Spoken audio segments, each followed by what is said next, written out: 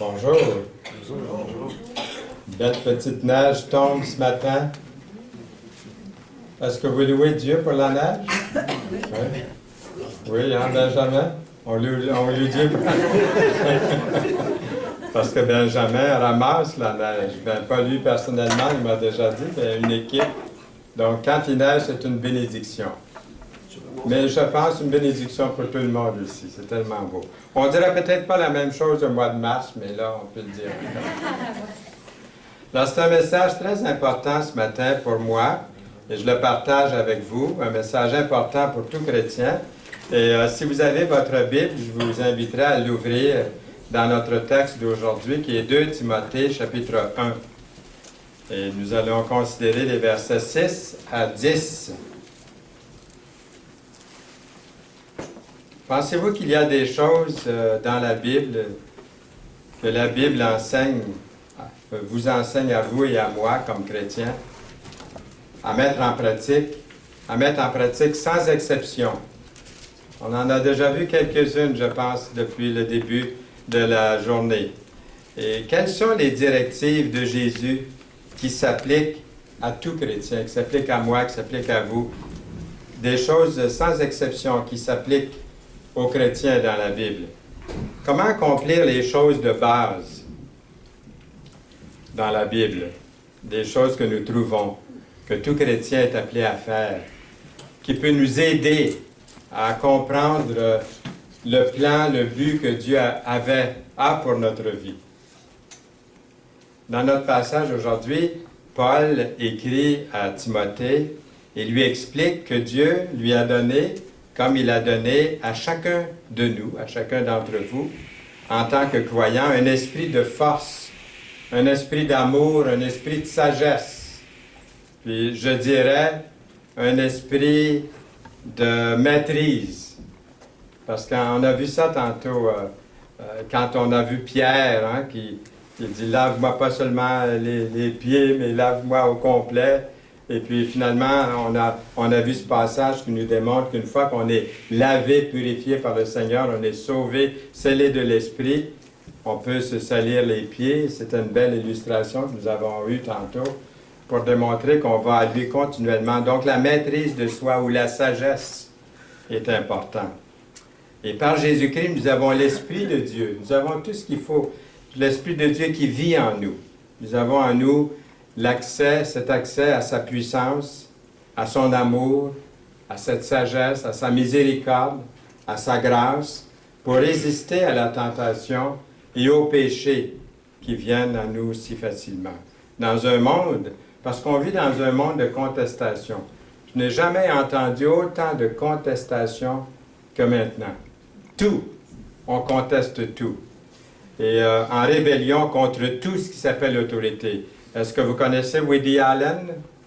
Oui, hein, on connaît Woody Allen. J'ai regardé un film de Woody Allen, et puis dans ce film-là, peut-être vous l'avez vu aussi, à un moment donné, il traverse la rue, puis un policier qui s'en vient à cheval, et puis il se met à parler comme ça, il bloque le chemin au cheval, au policier. Et le policier, il dit « Ôtez-vous de là, montrez-moi vos papiers. » Il dit au policier « Parlez-moi poliment. » Autrement, j'ai de la difficulté avec l'autorité. Vous voyez, j'ai de la difficulté à obéir, à écouter, à avoir du respect pour l'autorité. Finalement, il se ramasse en prison pour ça.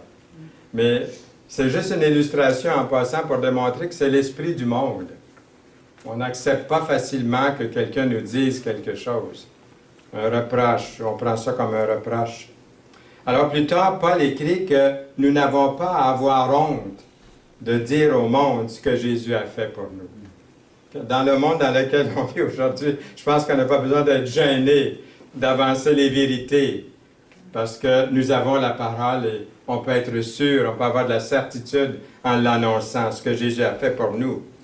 Et que ce soit par le témoignage que nous rendons, par la prédication, que ce soit par la distribution. Il y a mille et une façons de le faire. Il n'y a pas une seule façon. Et je n'ai pas à dire c'est ma façon la meilleure, mais d'accepter de prier pour tous ceux et celles qui, dans leur manière, de leur façon, présentent l'Évangile. et bien sûr par une vie qui est en accord avec ce que nous disons, avec ce que nous prêchons. Alors nous sommes appelés, tous appelés, à être la lumière et le sel de la terre. En présentant la parole d'espérance et de salut pour tous ceux et celles qui ne connaissent pas Jésus comme seul Seigneur et Sauveur de leur vie. Dans notre passage, on va le lire dans 2 Timothée, chapitre 1, les versets 6 à 10. C'est pourquoi je t'exhorte à ranimer la flamme du don de Dieu que tu as reçu par l'imposition des mains. Car l'Esprit de Dieu nous a donné, car l'Esprit que Dieu nous a donné ne nous rend pas timides. Est-ce qu'il y en a qui sont timides ici? Moi, je me rappelle que je suis timide, en réalité, de nature. Il y en a qui pensent peut-être pas tout à fait ça, mais c'est l'est. Je me rappelle à l'école, quand mon tour s'en venait pour lire, parce qu'on lisait à tour de rôle, le cœur me battait tellement fort, là, qu'il voulait me sortir de la poitrine. Puis quand ça arrivait à mon tour, ma voix tremblait en lisant. Et ça a été des années comme ça, de timide. Mais le Seigneur, une fois qu'il est en nous, il nous donne un esprit vraiment de force, comme on lit ici. Au contraire, son esprit nous remplit de force, d'amour, de sagesse. Ne pas permettre que notre vie quotidienne pour Dieu se refroidisse. Il dit ensuite, au verset 8, « N'aie donc point honte du témoignage à rendre à notre Seigneur, ni de moi son prisonnier, mais souffre avec moi pour l'Évangile, par la puissance de Dieu. » Et ça me frappe, ce verset-là, c'est que on peut être gêné des chrétiens. Un chrétien qui est zélé, par exemple. J'ai vu sur Internet, le titre m'a intéressé, c'est marqué « Comment témoigner à un feu rouge ». Je ne sais pas si vous l'avez vu. Un feu rouge, ça dure 30 secondes des fois. Ça ne dure pas longtemps. Et puis le prédicateur, c'est sérieux ce que je vous dis là, il prêche l'Évangile à toutes les fois que le feu est rouge, plusieurs fois par jour. Là. Il se tient là, et puis il monte sur une espèce de poteau, là, il y a une espèce de petit poteau bas. Il monte là-dessus comme une espèce de bûche ou un poteau de métal. Et puis, quand la lumière vient rouge, là, les gens attendent au coin de rue. Et là, il se met à dire des choses comme Dieu vous aime, Dieu a donné sa vie pour vous, car Dieu, attendez, il cite un verset. Puis là, la lumière change verte, puis je dis, rendu, les gens sont pressés de traverser. Donc, je regardais ça, puis je me disais, si moi j'étais là à attendre au feu rouge, je serais comme gêné. Pourtant, j'aime le Seigneur, puis je témoigne, et puis comme vous savez, hein, vous témoignez aussi, mais je serais comme embarrassé de voir qu'il fait ça, qu'il prend tant d'audace. Mais je n'ai pas à avoir honte. C'est sa façon de rendre témoignage à lui. C'est pas ma façon. Mais c'est sa façon, et que Dieu le bénisse. Et que des âmes, on va avoir des âmes au ciel, on va avoir des gens au ciel, que ce type-là va à réveiller, leur conscience. Quel courage! Quand est-ce qu'on va faire ça, André, là, sur le coin de la rue, quand la lumière change? Vas-y, moi, tu es. OK. Bien, voici, avant moi, mais ça peut prendre du temps. Mais voyez-vous, c'est ça, on a à prier pour ceux et celles, pas avoir honte d'eux. C'est gênant, peut-être on trouve ça un peu gênant, mais quel courage. Voyons-le du bon côté. Alors l'apôtre Paul, il dit, souffre avec moi pour l'Évangile, par la puissance de Dieu. Il expérimentait la même chose dans un autre domaine, un domaine peut-être semblable à ce qu'on pourrait vivre quelquefois. Il avait remarqué que peut-être que des fois les chrétiens avaient été un peu gênés. Si vous êtes un amateur de baseball, vous avez peut-être reconnu ce monsieur qui s'appelle Jackie Robinson. Hein, un grand joueur de baseball. Combien connaissent? Bon, j'en vois des mains, là. Donc, vous connaissez, hein, il est le premier noir à jouer au baseball majeur aux États-Unis. La ségrégation aux États-Unis, ça fait mal au cœur quand on pense à ça, surtout dans le passé. Alors, c'est lui qui a brisé la barrière de la discrimination dans la Ligue de baseball majeure. Il a souvent affronté la foule qui était sarcastique. Dans chaque stade où il allait jouer. Puis un jour, qu'il jouait chez lui à Brooklyn, il a commis une erreur. Puis les fans ont commencé à se moquer de lui, à crier. Il se tenait au deuxième but, là, humilié, tandis que les fans se moquaient de lui. Ensuite, un nommé Pee Wee Reese, un blanc, son meilleur ami, le seul blanc là, qui était son ami, son seul ami blanc, est venu à côté de lui, puis a passé son bras autour de Jackie Robinson, face à la foule. Je vous garantis que là, dans la foule, c'est devenu pas mal tranquille. Pas mal tranquille. Alors, je pensais à... C'est le baseball, hein? C'était pas l'Évangile, c'était pas Jésus, mais c'était une illustration pour démontrer que... Parce que plus tard, Robinson a dit que le bras autour de son épaule avait sauvé sa carrière. Alors, comme Paul dit, souffre avec moi. Alors, en appuyant quelqu'un qui est en train de faire quelque chose pour Dieu, de rendre témoignage, le remercier, le prier pour lui, et puis l'encourager, on fait quelque chose de très, très important. C'est pour l'Évangile. C'est pas pour le baseball, c'est pour l'Évangile. Et le verset continue en disant, notre contexte, qu'il nous a sauvés et nous a adressé une sainte vocation. C'est merveilleux ça, une sainte vocation. Non à cause de nos œuvres, mais selon son propre dessein et selon la grâce qui nous a été donnée en Jésus-Christ avant les temps éternels. C'est ça son plan pour vous et pour moi. Au verset 9 de 2 Timothée 1. Veillons à ce que notre motivation soit bonne. Soit bonne. Pas confuse, mais claire. Ensuite, ça continue au verset 10. Et qui a été manifesté maintenant par la venue de notre Sauveur Jésus-Christ, qui a réduit la mort à l'impuissance et a mis en évidence la vie et l'immortalité par l'Évangile. Ça, j'aime ça. L'immortalité. On ne mourra pas, on continue. On a la vie éternelle dans les délices éternels. Donc, il y a quelques points que j'aimerais apporter ici. Le premier, c'est aimer Dieu par-dessus tout. Ça commence là. Tu aimeras l'Éternel, ton Dieu, de tout ton cœur, de toute ton âme et de toute ta force. Deutéronome 6, verset 5. Et sous ce thème, aimer Dieu par-dessus tout, bien, c'est la recherche de Dieu. Recherchez Dieu. Vous me chercherez, il est écrit dans Jérémie 29, 13, et vous me trouverez si vous me cherchez de tout votre cœur. Est-ce que vous cherchez Dieu? Si oui, vous allez le trouver, c'est une promesse, et Dieu tient toujours sa promesse si nous le cherchons de tout notre cœur. Puis dans la mesure où nous passerons du temps en communion avec Dieu, il nous révélera et nous remplira. Dieu nous remplira de son amour.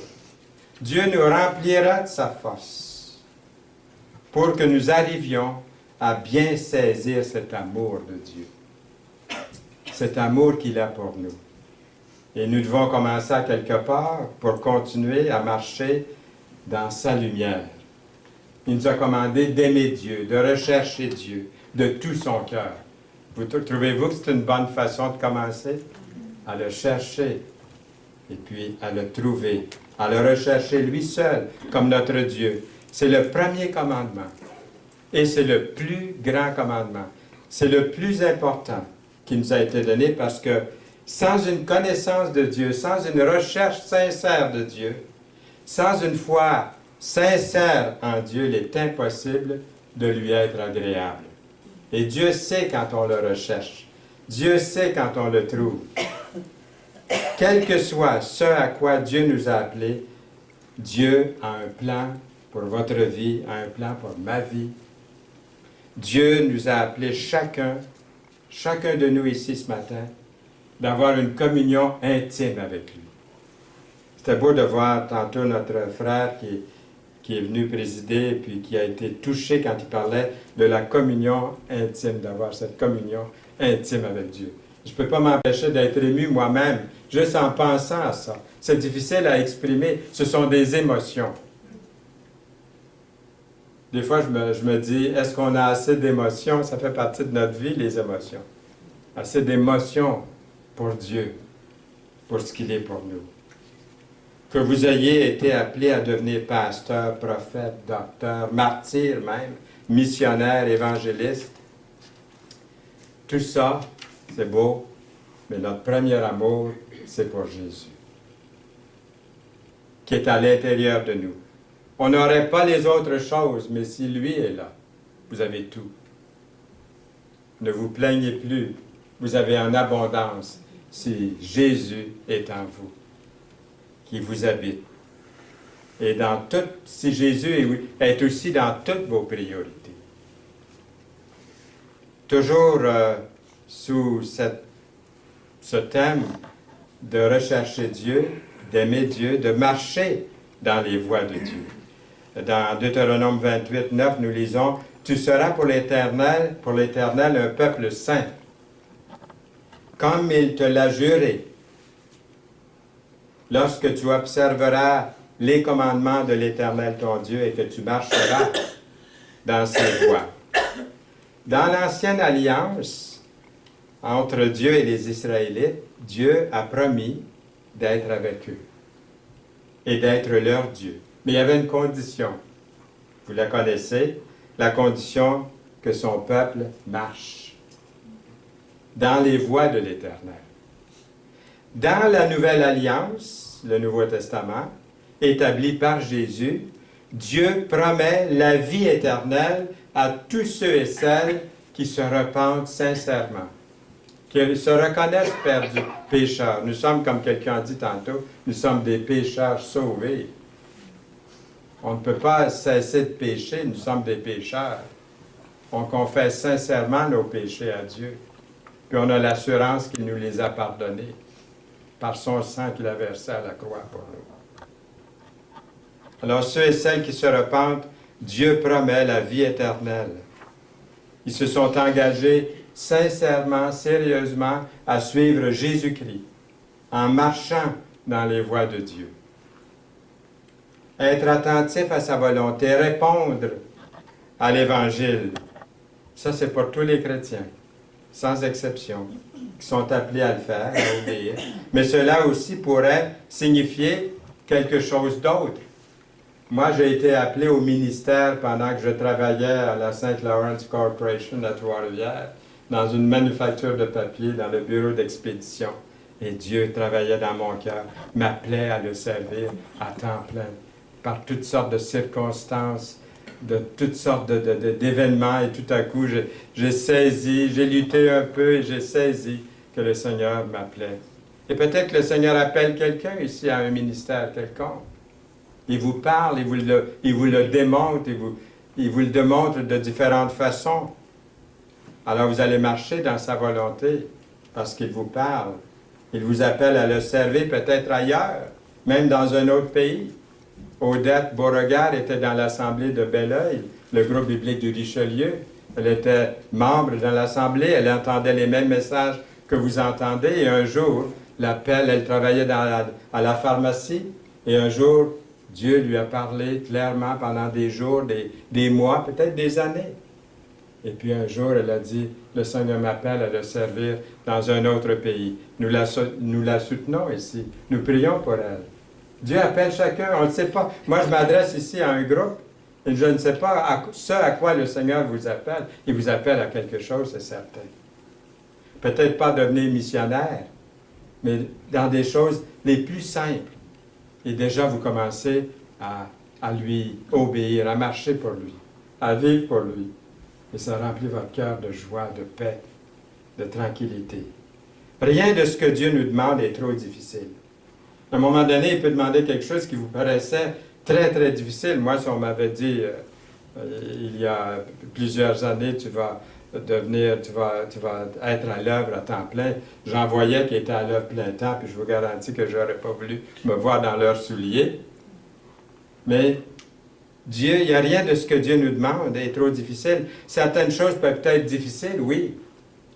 Mais Dieu ne nous commande pas de faire quelque chose qu'il ne nous donne pas en même temps la force d'accomplir. OK? C'est ça. Dieu vous demande peut-être d'étudier plus fort. Je me rappelle un jour, il y a quelqu'un qui est venu me trouver, il dit, je me suis lancé à l'œuvre. Je dis, oui, quand? Ben, il dit, je viens de me lancer à l'œuvre. J'ai dit, t'es pas sérieux? Est-ce que tu as demandé aux anciens de prier pour toi? As-tu demandé à l'Église? As-tu fait connaître un peu ton désir? Non. Il dit, j'ai laissé ma job, puis là, je suis à l'œuvre. Mais là, moi, j'avais envie, j'avais pas commencé à prêcher dans ce temps-là. J'aurais pu lui dire, tu aurais pu étudier un peu plus fort, tu aurais pu travailler un peu plus fort aussi, tu aurais pu te préparer un peu plus, tu aurais pu passer un peu plus de temps dans le désert. L'apôtre Paul a passé du temps à l'écart pendant 3 ans avant d'aller dans l'œuvre. Ça ne veut pas dire qu'il ne témoignait pas entre-temps, mais il s'est préparé. Il y a un désert. Il y a une école biblique pour quelques-uns. Moi, ça a été l'école biblique. 3 ans à l'écart à étudier la parole de Dieu. Yolande était là avec nous. On avait déjà un enfant. C'était une grande décision de partir, laisser son travail, les deux, laisser nos travails, puis d'aller étudier. Mais le Seigneur il parlait très, très fort. Quand il parle fort. Et puis, il nous a fait comprendre qu'il fallait mettre du temps à l'écart. Pas partir comme ça, là, à l'aveuglette, mais vraiment faire prier les frères et les sœurs. Aimer son prochain comme soi-même. Tu ne te vengeras point et tu ne garderas pas point rancune contre les enfants de ton peuple. Puisqu'on a vu tantôt, la chose la plus grande, c'est d'aimer Dieu, puis de le rechercher. Mais là, ici, on parle du prochain maintenant. Tu aimeras ton prochain comme toi-même. Je suis l'Éternel, dans Lévitique 19, verset 18. Aimer son prochain. Ça veut dire quoi? Ben, mon prochain, ça veut dire mon voisin de chaque côté, puis celui d'en face, puis celui d'en arrière. Pas seulement ceux qui sont gentils, mais celui qui... on a un voisin, nous autres, là, ça va sur les ondes, enfin, je ne le dirai pas trop clairement, là. Mais il y a un de nos voisins, ça fait 2 ans qu'il est là, puis il ne veut pas parler à personne.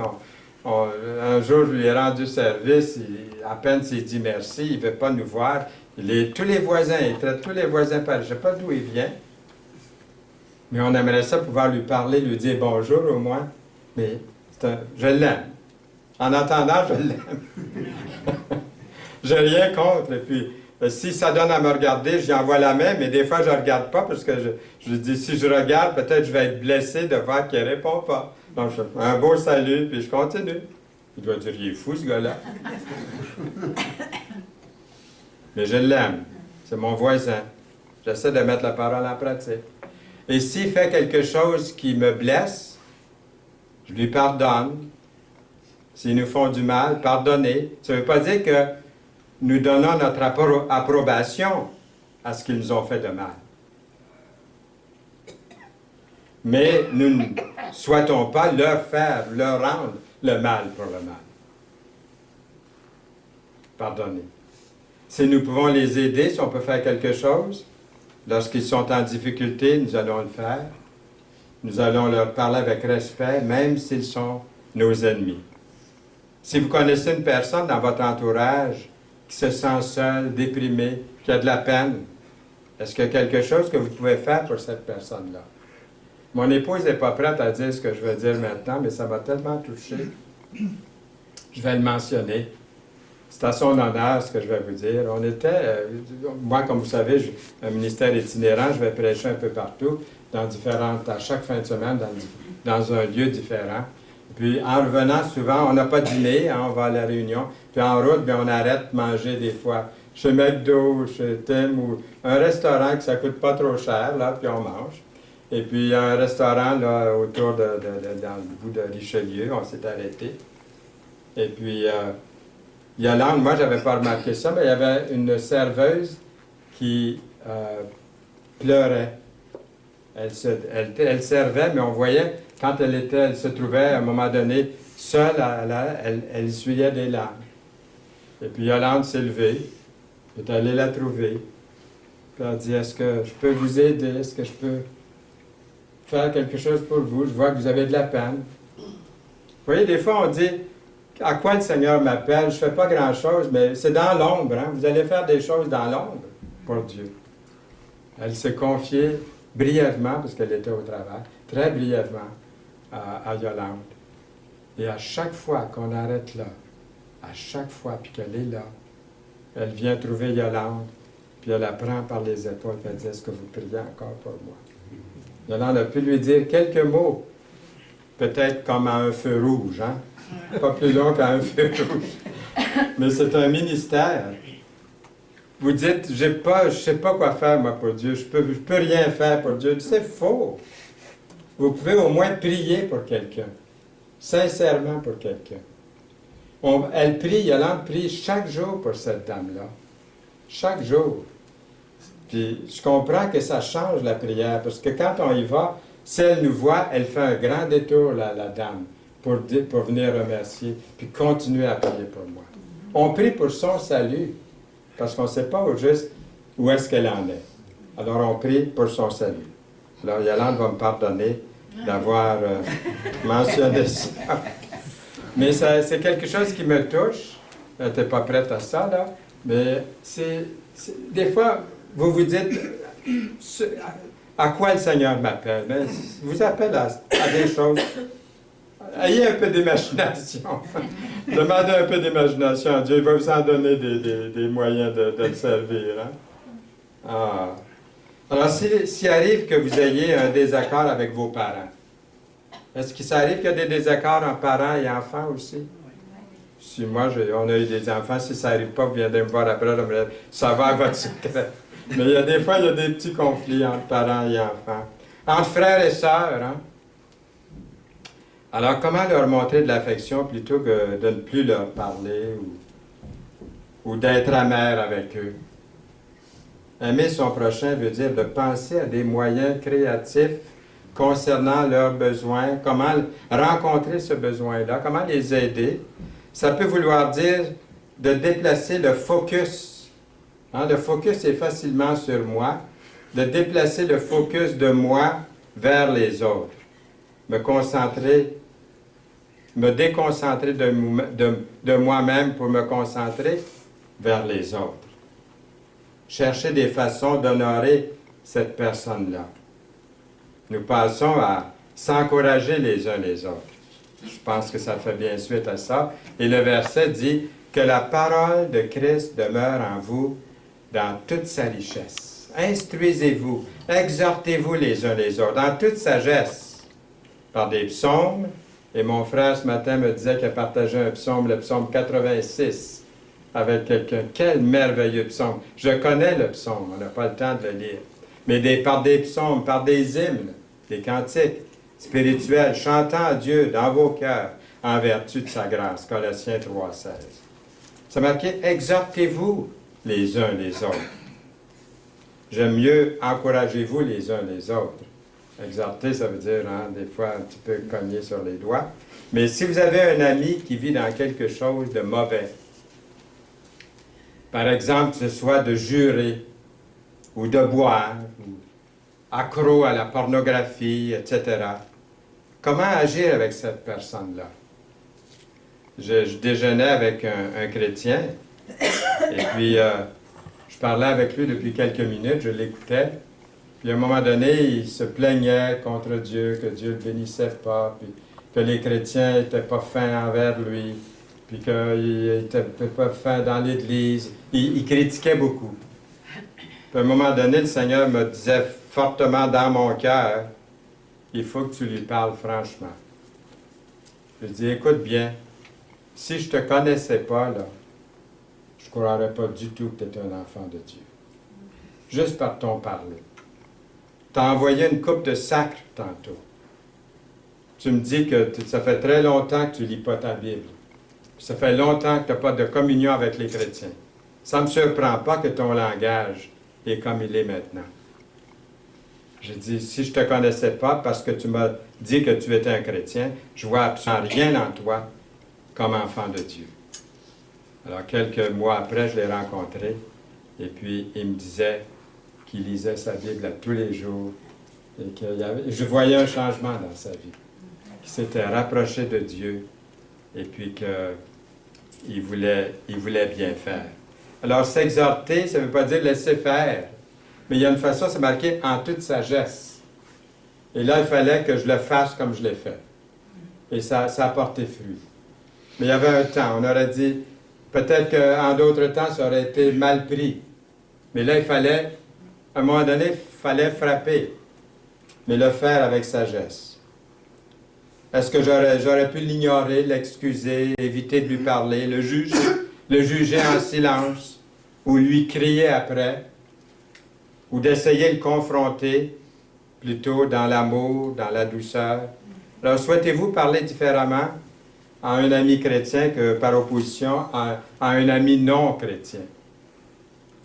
Vous avez peut-être tout essayé, peut-être vous dites, Fernand, j'ai tout essayé, j'ai parlé à quelqu'un avec douceur, puis la personne s'est choquée, j'y ai parlé choqué, puis elle s'est choquée encore plus.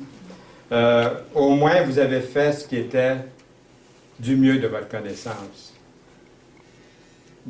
au moment où vous l'avez fait. Le reste est dans la prière, puis à Dieu. Alors, ça ne porte pas toujours du fruit. Vous avez essayé la douceur, vous avez essayé la rigueur. Ça n'a pas fonctionné. Et au moins, vous n'avez pas ignoré, laissé aller, laissé faire. Et chaque fois que nous parlons, nos paroles devraient être remplies d'espoir, transparentes, réalistes, positives, et s'examiner soi-même. Parce qu'il y a un verset dans la Bible qui dit, quand on reprend quelqu'un, qu'on parle à quelqu'un, de le faire avec douceur, mais aussi de s'examiner soi-même avant, de peur de tomber dans les mêmes choses. Nous avons ensuite prié les uns pour les autres. Toujours pour donner suite, créer ce lien avec ce qu'on a vu tantôt, d'aimer Dieu, d'aimer son prochain. Et nous lisons, « Confessez donc vos péchés les uns aux autres. » Et priez les uns pour les autres. Afin, moi je ne confesserai pas mes péchés à n'importe qui. Je ferai bien attention à ça. J'ai déjà donné un message là-dessus ici. Il faut avoir de la discrétion. Je vais parler à quelqu'un qui aime le Seigneur, qui va garder les choses confidentiellement. Des fois, la personne va peut-être garder les choses confidentiellement, va le dire peut-être à quelqu'un et ça se répand. Alors, il faut faire attention à ça. Mais la parole est claire, de pouvoir confesser les uns les autres, de prier les uns pour les autres, afin que vous soyez guéris. Ça peut être une maladie physique, ça peut être une maladie spirituelle. La prière agissante du juste a une grande efficacité dans Jacques 5, verset 16. La parole dit dans ce chapitre-là d'appeler les anciens pour qu'ils prient pour vous si vous êtes malade. Et une des meilleures choses que nous pouvons faire pour nos amis, notre famille, c'est de prier pour eux régulièrement. Dans la mesure où vous luttez dans la prière pour eux, vous gagnez de plus en plus de la compassion puis de l'amour pour ces personnes-là. Priez pour quoi? Bien, priez pour leur salut, pour leur bien-être, priez pour qu'ils aient la puissance de résister au péché, pour leurs besoins quotidiens, pour leur encouragement dans la foi, pour leur sécurité physique. Quand j'entendais aux nouvelles hier, ce pauvre couple âgé, qui sont entrés, 2 jeunes par effraction, dans la maison, j'écoutais la dame qui était... C'est la pire chose qui est arrivée dans sa vie. Prions pour de la protection de Dieu pour ses enfants, qu'on puisse être gardés, la sécurité physique, spirituelle, pour que Dieu révèle son plan pour chacune des vies. Et Dieu entend et répond en son temps à nos prières, les prières que nous lui adressons. Et si c'est avec un ami ou un membre de votre famille que vous avez eu un problème, Bien, comme quelqu'un a dit, parlez-vous, parlez-vous, entretenez-vous, admettez vos torts, priez l'un pour l'autre, afin que votre lien d'amitié devienne de plus en plus fort à nouveau. Donc, on a vu que, premièrement, on a vu que c'était d'aimer Dieu. Et deuxièmement, nous avons ici la grande commission de prêcher l'Évangile. Jésus leur dit, allez par tout le monde et prêchez la bonne nouvelle à toute la création. Alors, ce commandement de Dieu, de Jésus, laissé après sa mort et sa résurrection, n'était pas seulement pour les 11 apôtres, mais c'était pour ceux et celles qui croiraient et qui serviraient le Seigneur Jésus-Christ. Parce que l'Évangile nous change, nous transforme. Nous sommes changés par le message de l'Évangile lorsqu'il est accepté d'une façon réelle, concrète, sincère, sérieuse devant Dieu. Par la foi, je dis, Seigneur, je t'ai accepté, j'ai la vie éternelle. J'ai l'assurance de la vie éternelle, parce que je me fie à ton testament. C'est un testament que tu me laisses et je l'accepte, il est pour moi. Mais ensuite, je suis chargé de faire connaître l'Évangile. La bonne nouvelle à tous ceux, au peuple, à tous les peuples de la terre, mais aussi à ceux qui sont autour de moi. Ce n'est pas seulement à nous de décider qui est digne du salut. Aucun d'entre nous ne méritons de vivre éternellement, mais la miséricorde de Dieu a fourni un moyen pour que cela se produise. Y a-t-il encore des choses qui pourraient vous empêcher de bien remplir l'appel que Dieu a pour votre vie? Est-ce que ce serait la tolérance encore peut-être de quelque chose qui vous bloque, qui vous empêche? Bien, le confesser sincèrement et accepter son pardon. Si nous confessons nos péchés, il est fidèle et juste pour nous les pardonner et nous purifier de toute iniquité. Nous avons lu le verset déjà aujourd'hui. Est-ce que ce serait la tolérance? Donc, le confesser, prier pour la délivrance et la victoire. Ensuite, on arrive, toujours en faisant ce lien, faire des disciples. Allez, faites de toutes les nations des disciples, c'est marqué dans Matthieu 28, verset 19. Qu'est-ce que ça veut dire faire des disciples? Par nos paroles, par nos actions, nous encourageons les autres à suivre Jésus. Et une fois que quelqu'un est sauvé, une fois que quelqu'un a accepté Jésus comme sauveur, il a besoin d'instruction, il a besoin d'être suivi, il a besoin d'être nourri de la parole. Il a besoin qu'on prenne soin de lui ou d'elle. D'une formation pour continuer à être un bon et courageux disciple de Jésus. Alors, comment les former? En utilisant, bien sûr, la parole de Dieu. C'est le manuel d'instruction de Dieu. C'est pour les croyants une façon de rester en communion avec Dieu. Nous pouvons prier pour eux, les amener aux réunions, les inviter à des études bibliques, leur parler, leur donner de la nourriture spirituelle par la lecture, leur donner de la lecture quotidienne de la parole, afin que la Seigneurie de Jésus-Christ soit constante à tous les jours, quotidiennement.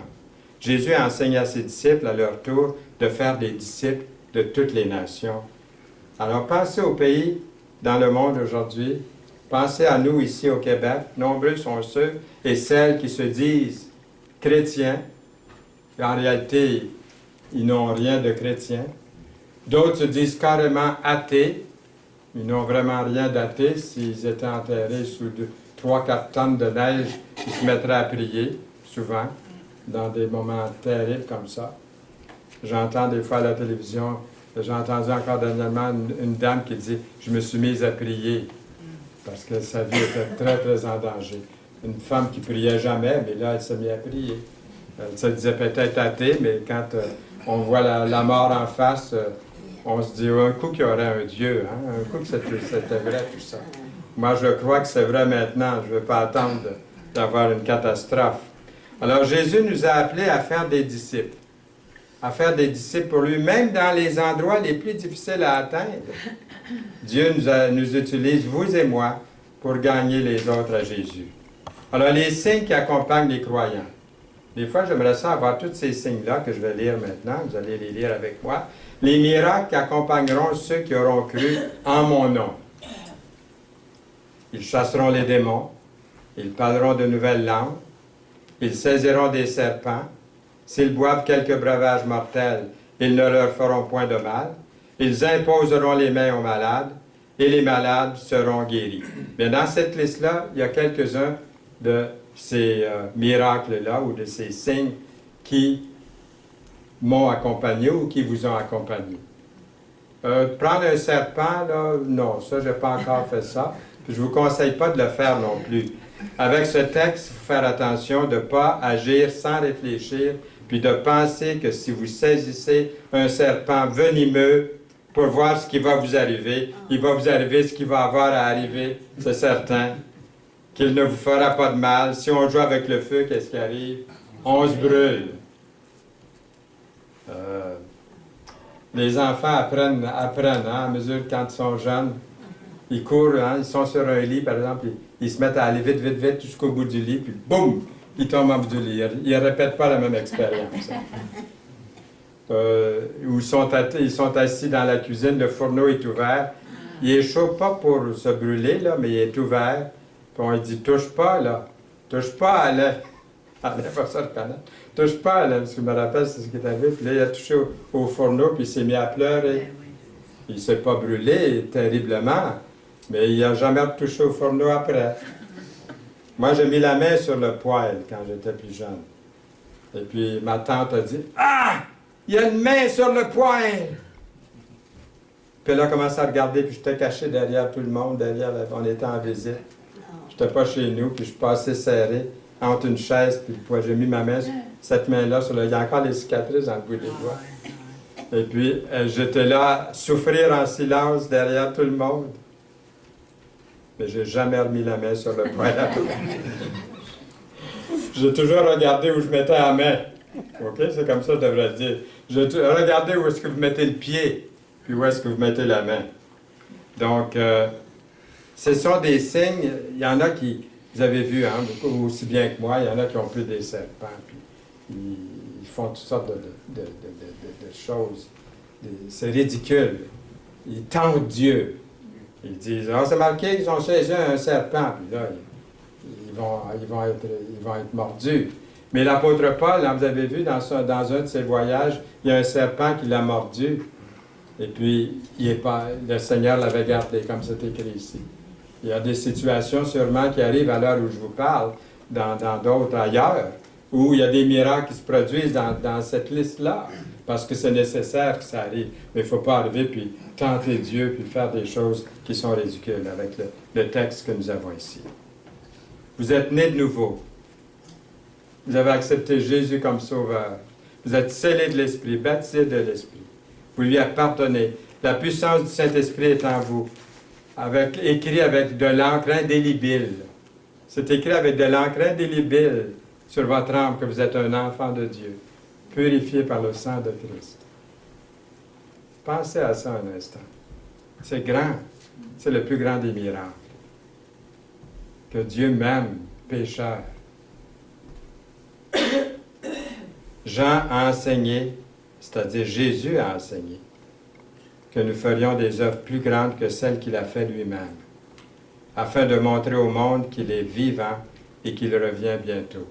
On disait tantôt qu'il y en avait juste quelques-uns autour de Jésus. Pas beaucoup l'ont connu. Regardez Billy Graham.